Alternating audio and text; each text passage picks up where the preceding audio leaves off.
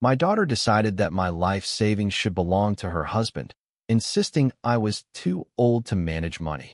She pressured me repeatedly to sign documents she claimed were routine. I pretended to agree while secretly reviewing everything with legal counsel. What I found shocked me. She had planned to remove me entirely from my own estate.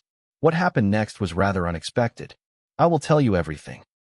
Before then, please take a moment to like and subscribe, but only if you like stories like this, and let me know in the comments where you are watching from and what time is it there. Let me take you back to where it all started. She slid the folder across the kitchen table and said, "It's just paperwork, Dad. You don't need to stress yourself anymore." The folder made a soft, deliberate sound when it landed, heavier than paper should have been, thick with something final. Her husband didn't sit down. He leaned against the counter, arms folded, watching me the way someone watches a clock they're waiting to stop. The kettle clicked off behind me, forgotten. I didn't open the folder. I looked at my daughter instead, at the practiced calm in her face, the way her voice carried reassurance like a script she'd already rehearsed. She reached across the table and touched my wrist, gentle but insistent. "We've talked about this," she said, a little louder, as if volume could substitute clarity. "You've worked your whole life. You deserve peace now." I nodded because nodding was easier than asking why peace suddenly required signatures. The early afternoon light hit the folder just right, reflecting off the metal clip. I remember thinking that the room felt staged, like a set arranged for a conversation I hadn't agreed to have. I didn't know it yet, but delaying that moment, choosing not to open the folder right away, would become the most important decision I'd made in years. I had always taken pride in managing my own affairs. Retirement hadn't dulled that instinct. If anything, it sharpened it. I woke up early, balanced my accounts monthly, tracked every expense out of habit more than necessity. The savings represented decades of choices, overtime shifts, postponed vacations, nights when I chose responsibility over ease. I didn't live extravagantly, but I lived deliberately. So when my daughter began framing my independence as a liability, something in me bristled, even if I didn't give it language yet. I told myself she was worried. That concern sometimes sounded like control when filtered through fear. 2 weeks earlier, she had started calling more often. Not checking in, checking up. "Did you pay the utilities? Did you remember the property tax notice?" Each question landed with a softness that felt rehearsed. One evening, she mentioned a friend whose father had let things slip and ended up in a mess. "It happened so fast," she'd said, pausing just long enough for the implication to settle. That night, after we hung up, I noticed a notification from my bank about an upcoming documentation review request. At the time, I assumed it was routine. I didn't know then how carefully those moments had been arranged.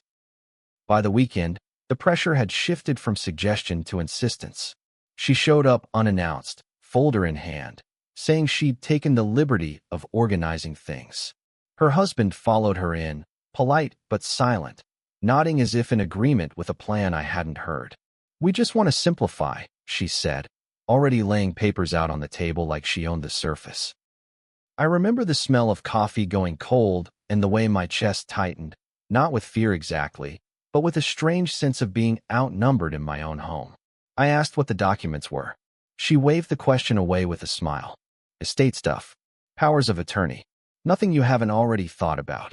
When I asked why her husband's name appeared on the header of one page, she said it was standard, that spouses handled these things together. He finally spoke then, voice calm, almost bored. "It's just easier if everything's centralized," he said. The word centralized stuck with me, heavy and impersonal. A text buzzed on her phone, and she silenced it quickly, flipping the screen face down like it was an interruption she didn't want me to see. I told them I needed time.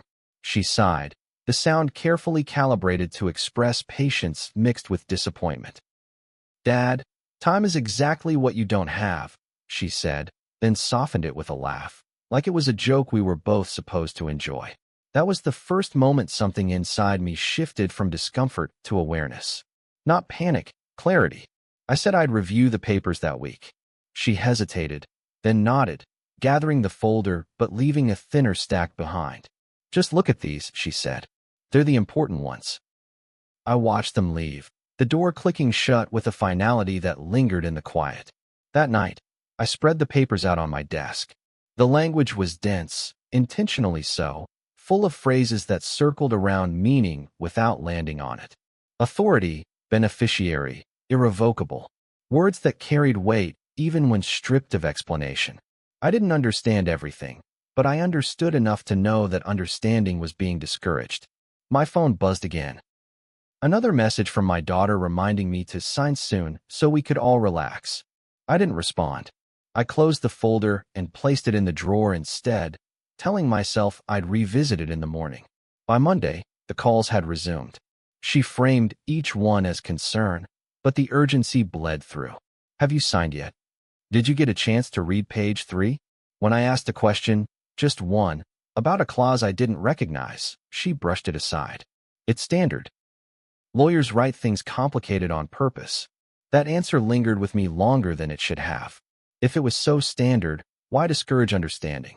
That afternoon, while sorting mail, I noticed a formal-looking envelope from my financial institution requesting confirmation of upcoming changes. The timing felt too precise to be coincidence. I decided then that I wouldn't sign anything, not yet. I didn't tell her that. Instead, I said I was almost ready, that I just needed one more day. She sounded relieved, thanked me for being reasonable. That word echoed after we hung up. Reasonable, I realized, meant compliant. I sat alone at the kitchen table, the same place where the folder had first landed, and allowed myself a single, honest thought. If I signed without understanding, I would lose something I couldn't get back. I didn't know exactly what yet, but I knew enough to slow down. And that delay, that quiet refusal to rush, would set everything else in motion. You're overthinking this, she said, her voice tight in a way it hadn't been before. Dad, you don't need to understand every detail. We were standing in my living room, the same folder back on the coffee table between us like a quiet threat. She hadn't sat down this time.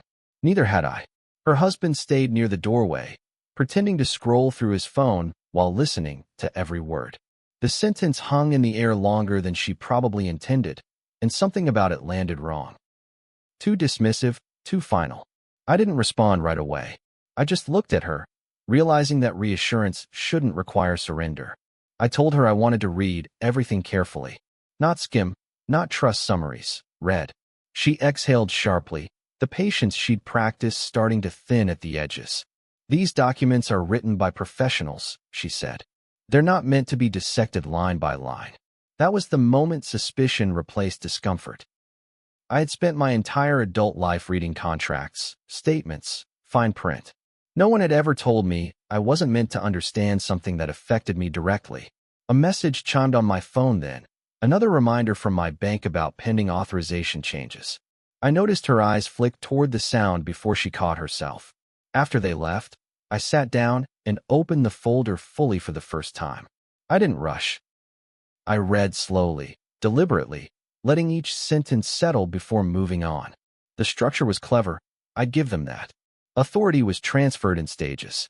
Control shifted without using words like ownership outright. I saw my name appear less and less as the pages went on, replaced by vague references to designated parties. It felt like watching myself fade out of my own life on paper. Halfway through, I stopped reading and stared at the wall, my reflection faint in the darkened window, wondering how long this had been planned. 2 days later, I called my daughter with questions. Simple ones.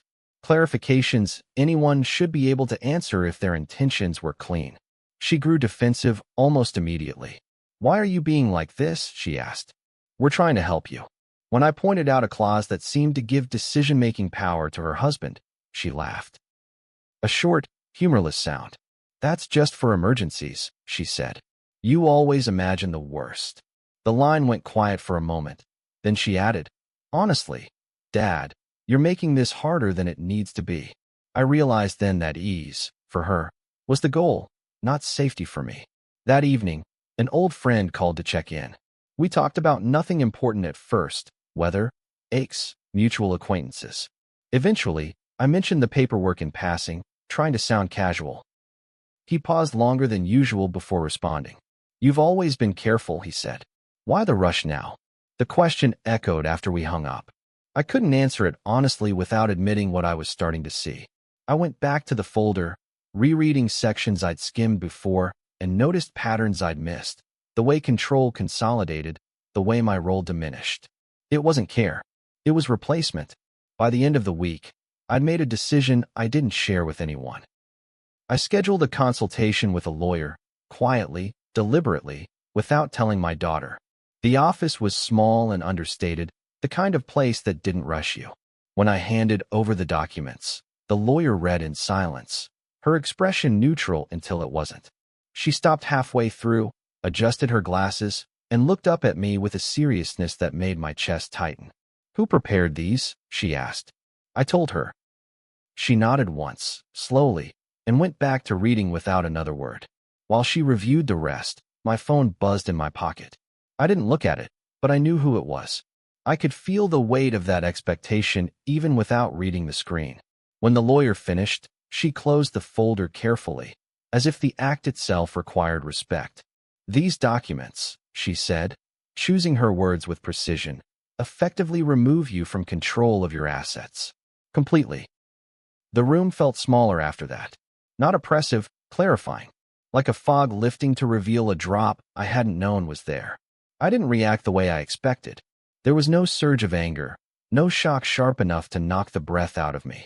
Just a slow, steady realization that something fundamental had shifted. My daughter hadn't stumbled into this. It was structured, intentional, thorough. The lawyer continued, explaining timelines, triggers, points of no return. I listened, nodding, absorbing each detail like a map of terrain I'd already stepped into. When she finished, she asked if I wanted to confront them. I shook my head. Not yet. Confrontation would come later, if at all. Right now, I needed space to think. On the drive home, I didn't turn on the radio. I let the silence stretch, broken only by the rhythm of the road. I thought about the way my daughter had smiled when she said I didn't need to understand. About how quickly concern had turned into impatience. About how her husband's silence had felt less like support and more like confidence. When I pulled into my driveway, there were 3 missed calls and a voicemail waiting. I didn't listen to it right away. I went inside, locked the door, and sat at the kitchen table, the folder unopened beside me. That night, I replayed conversations from the past few months with a new lens. The subtle shifts, the increased interest in my accounts, the way decisions were reframed as burdens I shouldn't carry alone. None of it had felt alarming at the time. That was the most unsettling part. Manipulation rarely announces itself. It arrives dressed as care, armed with familiarity. I understood then that signing those papers wouldn't just change my finances. It would redefine my place in my own life. And once that happened, there would be no easy way back. I returned the lawyer's call the next morning and asked about alternatives. Protections. Structures that didn't rely on trust alone. She outlined options calmly, methodically, each one restoring a piece of control I hadn't realized I was losing. When I hung up, I felt something unfamiliar settle in, resolve. I didn't challenge my daughter that day. I didn't accuse or explain. I thanked her for her patience and told her I was nearly ready. The words tasted strange in my mouth, but they served their purpose. I understood now that this wasn't about winning an argument.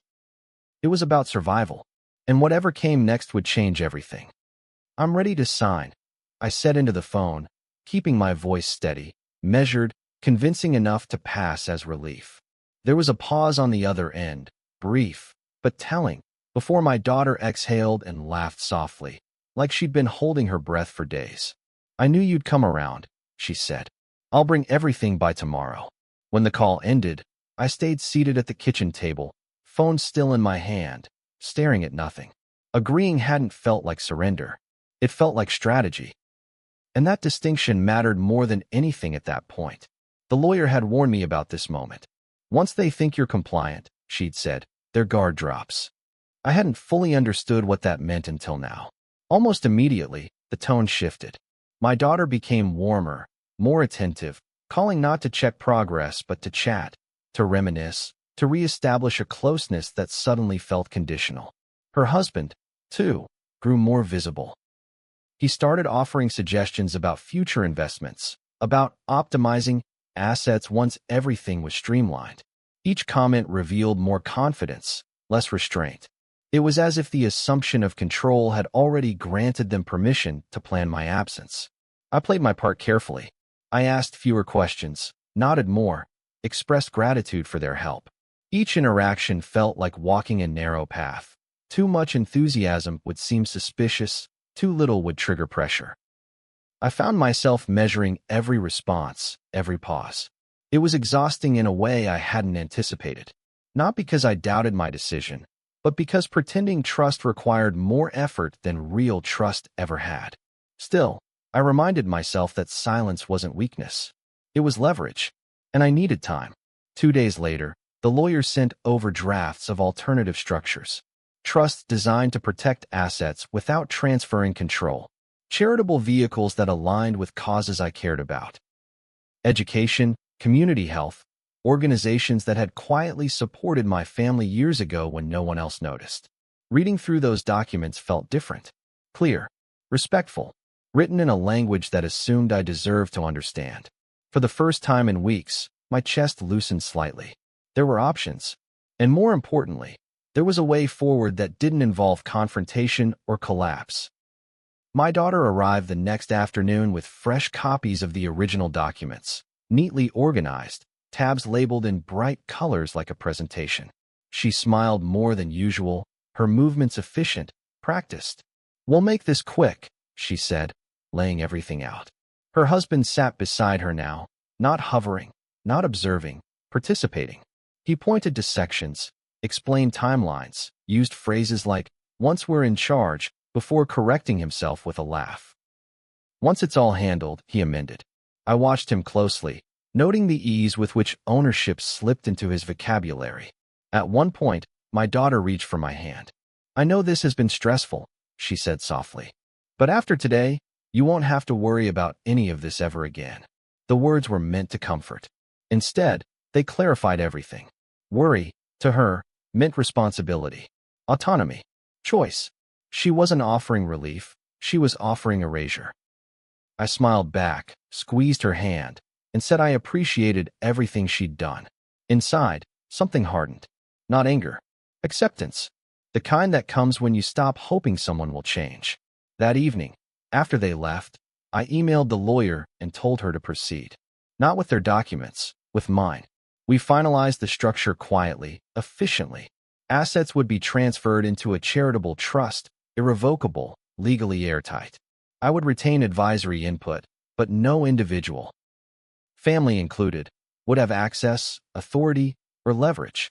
The trust's purpose was clear, its protections absolute. When I signed those papers, there was no ceremony, no emotion, just clarity.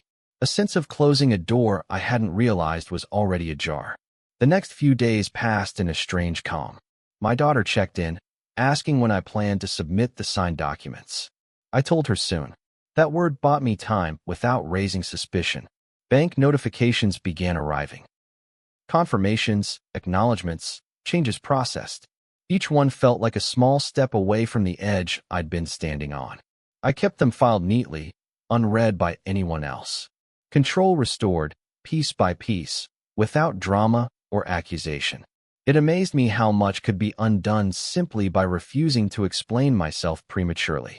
Her husband called once, casually, suggesting we meet to discuss next steps. I told him I was busy but would follow up. He didn't push. Confidence does that. It assumes inevitability. That assumption worked in my favor. I noticed how their urgency faded as they believed the outcome was secured. Pressure relaxed into patience. And in that space, I finalized everything. By the time they realized something was different, it would already be irreversible. That knowledge steadied me more than any reassurance could have. One night, sitting alone, I allowed myself to feel the weight of what I was doing. Not guilt, grief. Grief for the version of my daughter I thought I knew. For the trust I'd given freely and lost without warning. I didn't romanticize it or soften it. I let it exist once, fully, then set it aside. Emotion couldn't drive this anymore. Boundaries had to. I understood then that protecting myself didn't require proving I'd been wronged. It required accepting that I had been. The lawyer called to confirm final transfers. Once this is complete, she said, there's no way for them to reverse it. I told her to proceed. When the call ended, I looked around my home. The same walls, the same furniture, unchanged. Yet everything was different. Power had shifted quietly, without confrontation, without spectacle. I hadn't raised my voice or drawn a line in the sand. I'd simply stepped out of reach. And that, I realized, was the most effective boundary of all. I didn't tell my daughter what I'd done. Not yet. I let her believe the story she needed to believe. That control was coming. That authority was imminent. There was no satisfaction in the deception, only necessity. I knew the moment would come when questions would be asked, when demands would replace assumptions. But that would be later. For now, the pieces were in place. And whatever happened next, it would unfold on my terms, not theirs. Why does the account say 0? My daughter's voice came through the phone sharp and breathless, the kind of panic that skipped politeness entirely. I didn't answer right away. I stood at the kitchen sink, watching the water run over my hands longer than necessary, letting the moment stretch. In the background, I could hear her husband asking questions, his voice low but urgent. "Dad?" she pressed, louder now. "This isn't funny." I turned the tap off, dried my hands slowly, and finally said, "It isn't a mistake." The silence that followed felt heavier than any argument could have been, and I knew then that whatever calm I'd been living in was about to end for good. She arrived an hour later without calling ahead. Pounding on the door like urgency gave her permission. I opened it calmly, stepping aside to let her in. Her husband followed close behind, jaw tight, eyes already scanning the room like answers might be hidden in the furniture. "What did you do?" she demanded, skipping any pretense of concern. I gestured for them to sit. They didn't. That detail mattered more than it should have. People who expect authority don't sit. They stand and wait for compliance. I told them we'd talk, but not like this. I added, carefully, that the money was safe. That word, safe, only made things worse. Her husband spoke then, his tone clipped, professional, like a man correcting an error. "Accounts don't just empty themselves," he said. "You authorized a transfer." I nodded, not defensively, not proudly, just acknowledgement. My daughter's face flushed, confusion giving way to anger. "You said you were signing our documents," she snapped. I reminded her that I'd said I was ready, not that I'd agreed to everything. That distinction infuriated her. She accused me of deception, of playing games. The irony didn't escape me, but I didn't point it out. I could already see where this was going, and I knew better than to argue facts with people mourning a loss of control. A letter from the bank sat unopened on the counter, its logo visible, but its contents irrelevant now. I noticed her husband glance at it, calculating. "Where did it go?" he asked again, slower this time, like he was choosing words that could still salvage something. I told them the truth without embellishment. The assets had been restructured into a charitable trust. Legally protected. Irrevocable. My daughter laughed once, sharply, then stopped when she realized I wasn't joking. "You can't do that without telling us," she said. I met her eyes and replied, "I can." And I did. The room felt suddenly smaller, like the walls were closing in around expectations that no longer applied. She paced, hands in her hair, voice rising and falling as she cycled through accusations, betrayal, irresponsibility, paranoia. Her husband stopped speaking altogether, retreating into a silence that felt less like shock and more like calculation. At one point, she demanded I reverse it, said we could pretend this never happened. I shook my head. "There's nothing to reverse," I said. "It's done." That was the moment her anger shifted into something colder. "You did this to punish us," she said. I corrected her once, gently. "I did this to protect myself." The distinction mattered, even if she refused to hear it. 2 days later, the calls escalated. Voicemail stacked up, some pleading, some furious. One message from her husband stood out, his tone stripped of pretense. "You need to fix this," he said. "You don't understand the consequences." I listened once and deleted it. That afternoon, a courier delivered confirmation documents from the trust administrator, crisp and official. I placed them in a folder labeled Simply Final. The physicality of it grounded me. Paper had weight. Decisions had permanence. Outside, Life went on. Neighbors mowing lawns, a delivery truck idling down the street, unaware that something fundamental had shifted behind my front door. When my daughter finally returned alone, her approach changed. She cried. Real tears this time, not frustration masquerading as emotion. I was just trying to help, she said, voice breaking. You're pushing us away. I listened without interrupting, without correcting. When she finished, I told her I believed she'd convinced herself of that. But help didn't require secrecy, pressure, or erasing my role in my own life. She looked at me like I'd spoken a foreign language. Somewhere in that exchange, I felt the last thread of guilt loosen. Understanding didn't require agreement. An agreement was no longer on the table. A week passed, then another. The house grew quieter. Calls stopped coming daily, then stopped altogether. Her husband disappeared first. No messages, no attempts to clarify. That silence spoke volumes. My daughter sent a final text asking if we could talk things through like adults. I replied that I was open to conversation, but not negotiation. She didn't respond. One evening, as I sorted mail, I found a handwritten note from the charity acknowledging the trust, thanking me for the opportunity to do lasting good. I held it longer than necessary, feeling something like peace settle in. I knew this wasn't over, not emotionally, not relationally. There were still truths that hadn't been spoken aloud, still confrontations waiting to happen. But the power dynamic had shifted irrevocably. They could demand explanations, express hurt, even rewrite history if they wanted. What they couldn't do anymore was take from me. And that knowledge steadied me in a way I hadn't expected. I agreed, eventually, to meet them together, to explain everything, once, clearly. Not to justify myself, not to seek forgiveness, just to state facts and draw a line. I didn't know how that meeting would end. I only knew it would be the last time I allowed confusion to stand in for consent. You planned to remove me from my own life. I said it plainly, not loudly, as I laid the documents out on the table between us. The sound of paper against wood was soft but final, like punctuation at the end of a sentence no one wanted to read. My daughter stared at the pages without touching them. Her husband didn't look down at all. He leaned back in his chair, arms crossed, already defensive, already preparing for a version of this conversation where facts could be bent by tone. I didn't rush to explain. I let the words sit. I had learned by then that silence, when paired with certainty, did more than argument ever could. And even as I spoke, I knew this meeting would end something permanently. I began with what the documents actually did. Not what they were labeled, not how they were framed, but what they accomplished in practice. I explained the gradual transfer of authority, the way my name diminished page by page, the point at which my consent would no longer be required for decisions that define my future. I didn't accuse. I described. My daughter interrupted twice, insisting I was misunderstanding, that it wasn't meant to work that way. I slid one page closer to her and asked her to read the highlighted section aloud. She didn't. Her husband finally spoke then, his voice edged with irritation. You're focusing on hypotheticals, he said.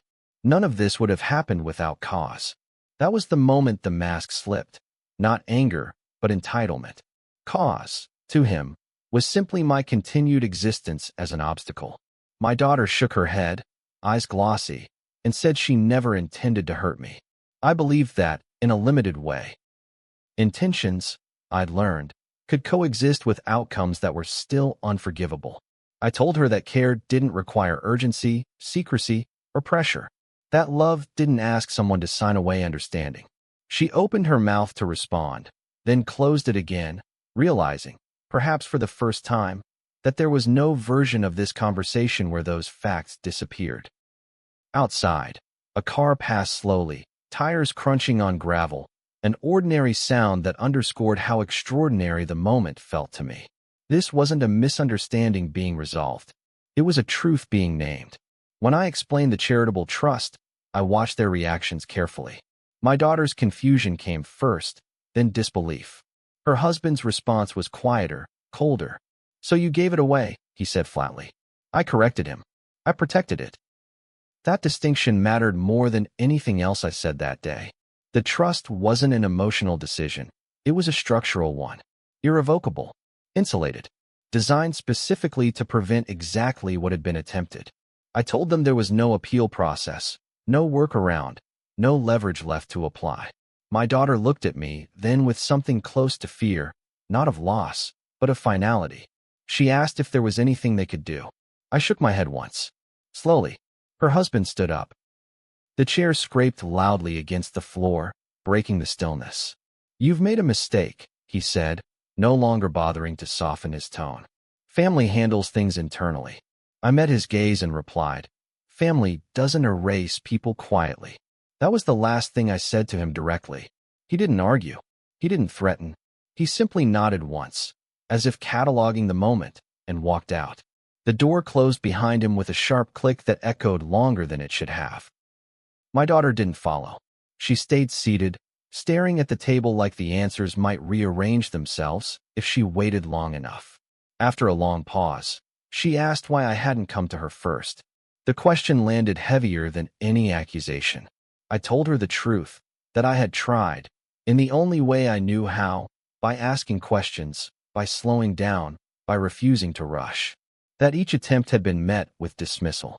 "You told me I didn't need to understand," I reminded her gently. "So I made sure I did." She nodded slowly, the realization settling in not as guilt, but as recognition. We sat there like that for a while, the air thick with things that couldn't be undone. I didn't apologize. I didn't need to. Protecting myself didn't require remorse. The days that followed were quieter than I expected. Her husband stopped calling immediately. No follow-ups. No demands. Just absence. That silence told me more than confrontation ever could have. My daughter reached out once, then less frequently, her messages cautious, measured, stripped of assumption. I responded when I could, but I no longer filled the space. I understood then that reconciliation, if it ever came, would have to exist without leverage. And I was no longer willing to negotiate my autonomy for the sake of harmony that only worked one way. One afternoon, a letter arrived from the charity confirming the first distribution. I read it slowly, noting the language of purpose, of long-term impact. The money, my money, would outlive this conflict, do something meaningful beyond it. That mattered to me more than vindication. I thought about legacy then, not as inheritance, but as intention. What I left behind would no longer be a source of control or expectation. It would stand on its own, insulated from resentment and entitlement alike. That clarity felt like a kind of peace I hadn't known I was missing. I knew this chapter of my life wasn't ending neatly. There would be lingering resentment, unanswered questions, maybe even permanent distance. But as I stood in my quiet kitchen that evening, folding the last of the documents into their place, I felt grounded in a way I hadn't before. The truth had been spoken.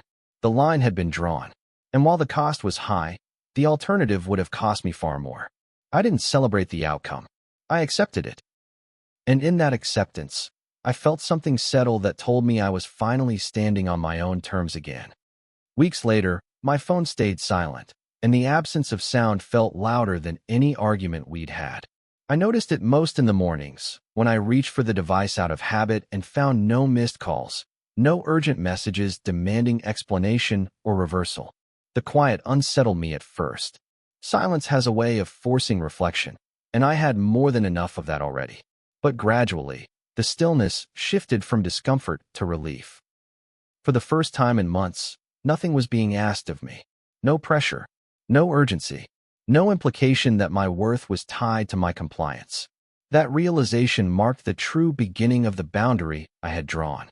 My daughter eventually reached out again, carefully this time, her words stripped of accusation and framed as reconciliation. She asked if we could start fresh, said she missed me, said everything had gotten out of hand. I read the message twice before responding. I told her I was open to a relationship, but not one built on access, expectation, or control. I made it clear, once, that the financial decisions were final, that the trust was not a punishment or a bargaining chip, but a safeguard. There would be no revisiting it, no exceptions carved out for comfort. She didn't argue. She didn't agree either. She simply acknowledged the message. That, too, was a kind of answer. Her husband never contacted me again. Not directly, not indirectly. His absence confirmed what I had already suspected, that his interest had never been relational. It had been strategic. When the strategy failed, so did the connection. I allowed myself to feel the weight of that truth once, fully, without softening it. It hurt less than I expected. Maybe because by then, I understood that clarity, even painful clarity, was preferable to affection that came with conditions. I didn't need to vilify him to accept that he no longer had a place in my life. Distance, in this case, was not loss. It was resolution. Life settled into a quieter rhythm after that. I received the annual trust report, detailed and transparent, outlining allocations and future planning. I read it slowly, not because I needed to, but because I wanted to.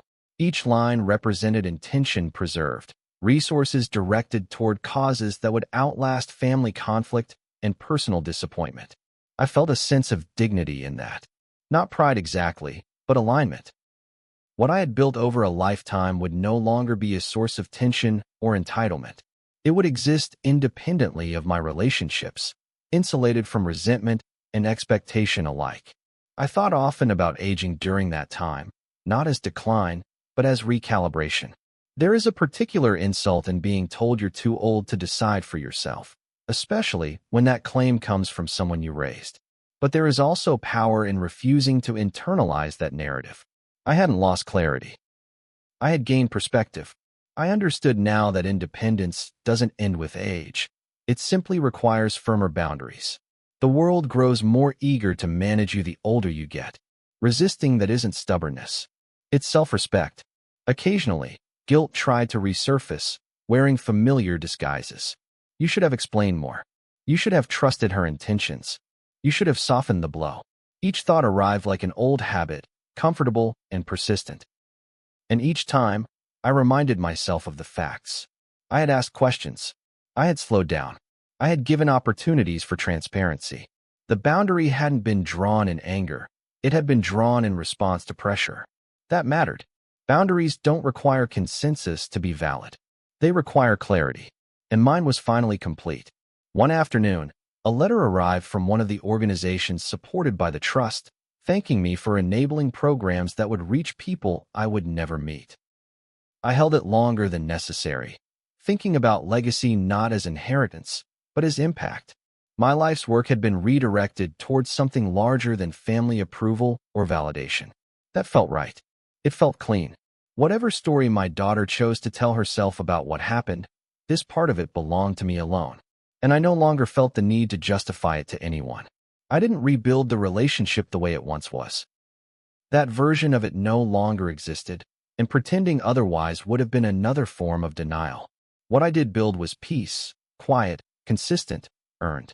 I learned that walking away doesn't always mean leaving physically. Sometimes it means withdrawing access. Sometimes it means choosing not to explain yourself one more time. And sometimes it means accepting that love without respect is just another form of control. Now, when I look back on that moment at the kitchen table, the folder sliding toward me, the rehearsed reassurance, the expectation of compliance, I don't feel anger. I feel gratitude. Not for what was attempted, but for what it forced me to confront. I was pushed too far, yes. But more importantly, I finally stood up for myself in a way that couldn't be undone. If this story resonated with you, if you've ever felt pressured to surrender control in the name of love, care, or help, I hope you take something real from it. Boundaries aren't cruelty. They're clarity. And sometimes, protecting yourself quietly is the strongest decision you'll ever make.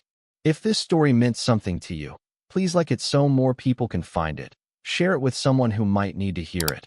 And subscribe for more true-to-life stories about family, betrayal, and finally standing up for yourself. You never know who's watching, quietly wondering if it's too late to take their life back. See you soon in the next story.